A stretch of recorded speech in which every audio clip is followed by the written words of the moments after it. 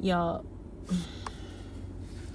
it's just too much sometimes, you know.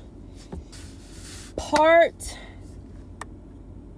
16. Let me get some light in here. Get some light. Let me get myself together. We're going in it. We're gonna... Wait, hold on. It's just too much sometimes, like, to continue to talk about this guy. But I am doing this with a purpose. I am doing this to open... What am I doing this for? I'm doing this so other people that are going through what I went through, for other women who are experiencing or have experienced the same narcissistic, abusive behaviors. I want to give them the... I look a mess. I want to give them... Where is the filter? I want to give them the courage and the push to talk about their story. And when you talk about it, it helps you. It helps you get out. It helps you heal. And that's why I'm doing this. I have been divorced from this man for 7 years. This will be the 8th year. 2015 will be the 8th year. So grateful. And it's also like, it's also sad too sometimes, because I'm like, I was really like, I've grown a lot.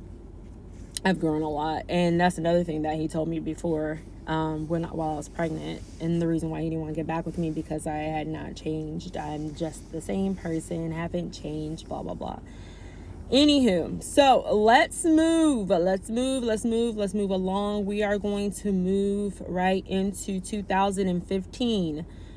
My son at the time, at this time, was 5.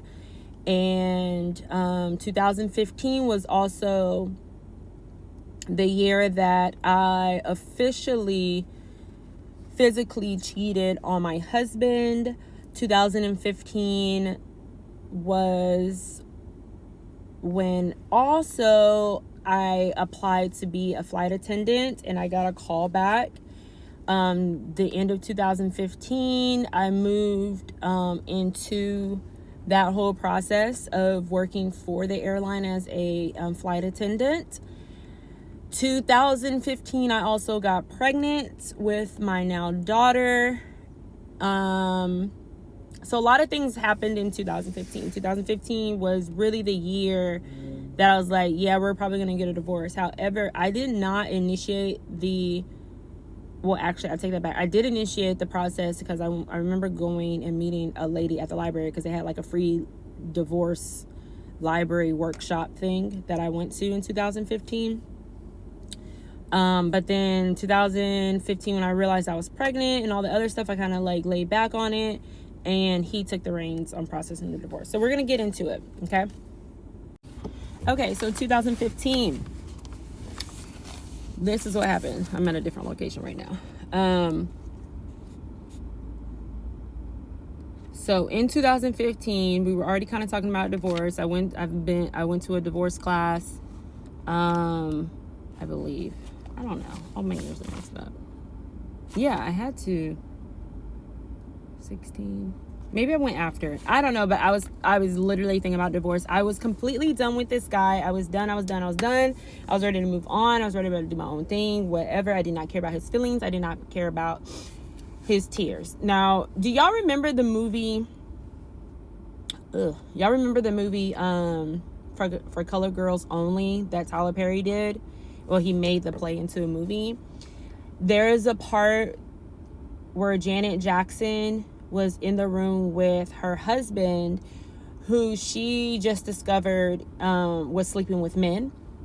That whole scene, number one, is super triggering for me, because I don't know if you guys remember in that part how he was apologizing to her, and she was basically saying like, I'm sick of your sorries. Actually, hold on one second. I found it. So it's called Sorry. It was written by, I'm going to murder this name. It was written by a beautiful woman, a playwright. If y'all know her name, can y'all see her name? Because I can't see her name. Anywho, the poem is called Sorry. And it says, one thing I don't need is any more apologies. I got sorry greeting me at my front door. You can keep yours. I don't know what to do with them. I mean, that's what it says. I can't be serious.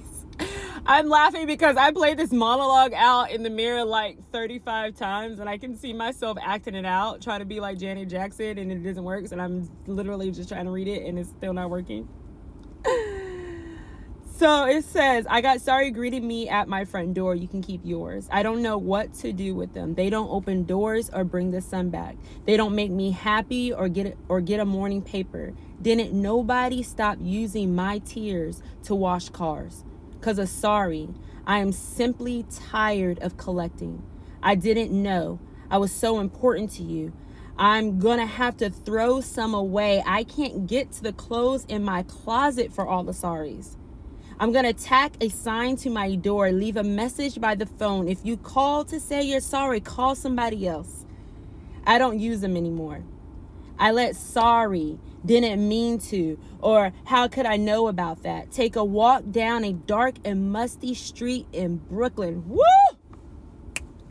I'm going to do exactly what I want to do, and I won't be sorry for none of it. Let sorry soothe your soul. I'm going to soothe mine. I'm going to stop right there because the reason why, that's exactly, as my friend says, exactly how I felt. Like, not only was this poem like literally speaking to me, it was me speaking. I was so tired of his sorries. Like, I was so sick of it. Like, I was at a point where I was going to do me. Like, fuck your sorries. Like, you've said sorry, and then you go back and you do the same shit. Like, I'm cussing today. I am cussing today. Like, I was done. So, 2015. If y'all haven't seen the film, please go see it. It is amazing. I've only seen it twice because it's so triggering, but I think I'll watch it again. I think I'm ready to watch it again. Anywho, also Beyonce, I Ain't Sorry. That song, I played on repeat. Go listen to that one.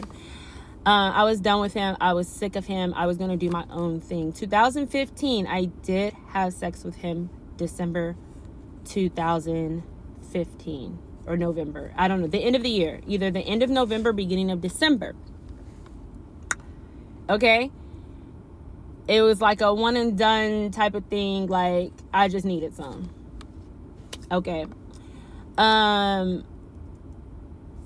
same month, I went to DC. Like, you want to call me a hoe? You want to call me a slut? I'm going to show you a hoe. I'm going to show you a slut. That's like my mentality. Like, I didn't care about anything at this point, y'all. I didn't care about other people's marriages. I didn't care about my marriage. I didn't care about my husband. The only thing I cared about was my child at the time and my family. That's the only thing I cared about. I didn't care about anything else, okay?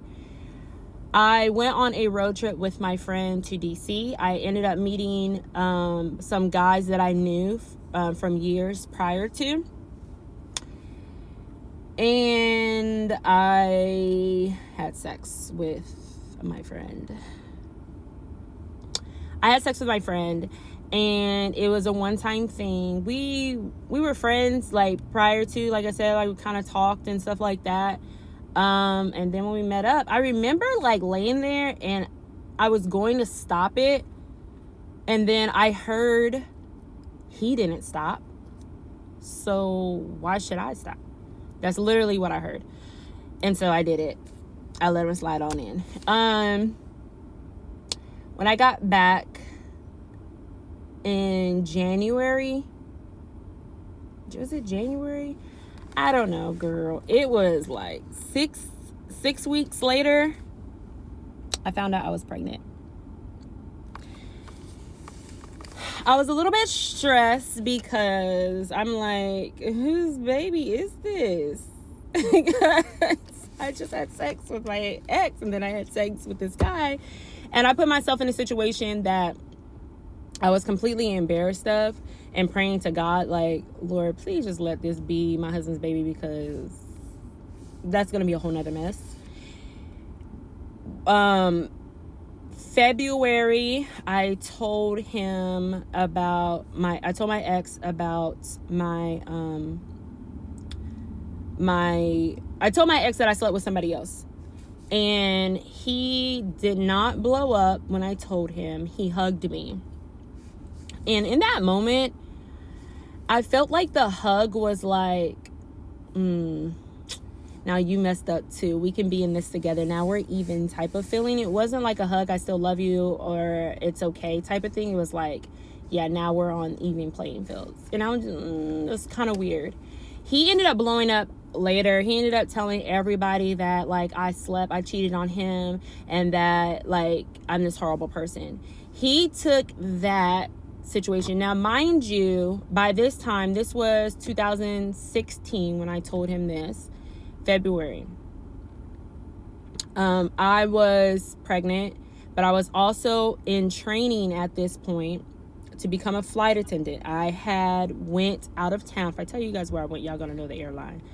I went, not that it matters, I don't work for them anymore. I went to Texas for training. And I was there for a few weeks, if I'm not mistaken. And I had to come back because I had pink eye. They just wanted me to get cleared by my doctor. Mind you, they didn't know I was pregnant. I didn't tell anybody I was pregnant because I didn't want that to mess up my opportunity to become a flight attendant. This was my opportunity to become independent, to have a real job. Because remember, I wasn't really working, and then I started working at Chick-fil-A again. That was nearby. But so I never had any real money. And I was ready to move on with my life. I was accepting the divorce. My mom was going to move to wherever I was going to get stationed. So I didn't want to mess it up by telling them I was pregnant. I was like, I'm just going to see how long I can go, how far I can go. Now, mind you, my son was a preemie. My first child was a preemie. He was born at 27 weeks. My mom swears up and down it's because that my ex abused me and caused my son to come early. I don't know how true that is, because I also had a cavity at the time, and I don't know. Births are a little bit weird in our family. So I'm not sure if that's completely true, but yes, he was physical with me while I was pregnant with my son. I told you guys that before. My son was born at 27 weeks. He was 1 pound and maybe I don't even know, a few ounces, no more than 10 ounces. He was tiny. And I used to go visit him in the hospital all the time. So anyways, I cheated on him. I told him, stay tuned for the next part, okay?